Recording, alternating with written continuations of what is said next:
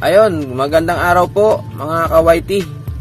Nais ko lang pong batiin si Sis Maris 88 Vlog ng Singapore sa kanyang first year anniversary bilang isang monetized channel. Ayun. Yan ang professor ko sa YT. Professor dahil halos lahat ng diskarte sa YouTube ko ay siya ang tumulong sa akin. Actually, pati sa pagiging monetize ko rin nung August, tinulungan niya ako sa aking bahay dahil ang problema ko nun ay watch hour. Kaya napakalaking tulong na ginawa sa akin ni Sis Maris. Kaya saludo ko sa iyo, Sis Maris. Maraming salamat sa patuloy at hanggang ngayon.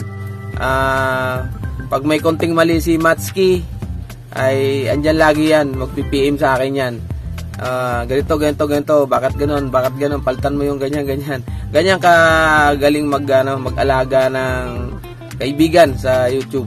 Ayan, maraming salamat sa iyo, Sis Maris. At nag-birthday ka nung nakaraan, hindi ako nakapagbigay ng message. Ngayon na lang sa iyong first year anniversary ng isang monetized channel. At pagpalain ka.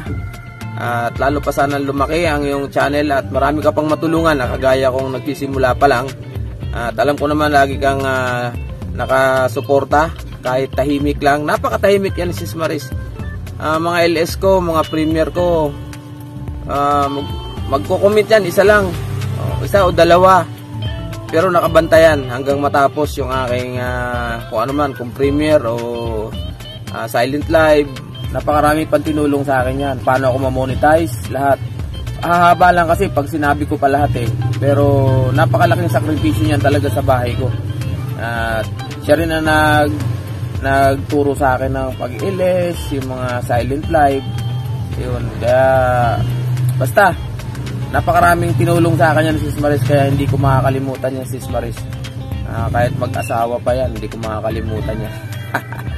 Ayun, mabuhay ka, Sis Maris. At sana magka-jowa ka na. Ayan, ay iba kasi ang ano ni Sis Maris eh. Napaka-strict na pagdating sa YouTube. Talagang at nagpapasalamat naman ako dahil pag sinunod mo eh talagang magkakaroon ng magandang result sa YouTube. Napakabait niyan. Stricta nga lang. Para kang may teacher na kasi ang isang professor sa akin professor ko yan eh. Ang isang professor kasi hindi po pwedeng magbabait-baitan ka eh. Alam mo naman mga estudyante. So, pansin ko sa kanya. Strict na siya in the sense na may matutunan ka naman at para sa ikagaganda ng bahay mo. Ayun, saludo na at marami na akong sinabi. Basta, pagpalain ka lalo. Sa health, ingat lagi sa biyahe araw-araw dyan sa Singapore. Nakikita ko naman yung mga upload mo na bumabiyahe ka ng papunta sa opisina, papunta sa bahay. Kaya ingat lagi, sis. At sana kung matisod ka man, ay doon na sa love life mo. Maraming salamat. God bless.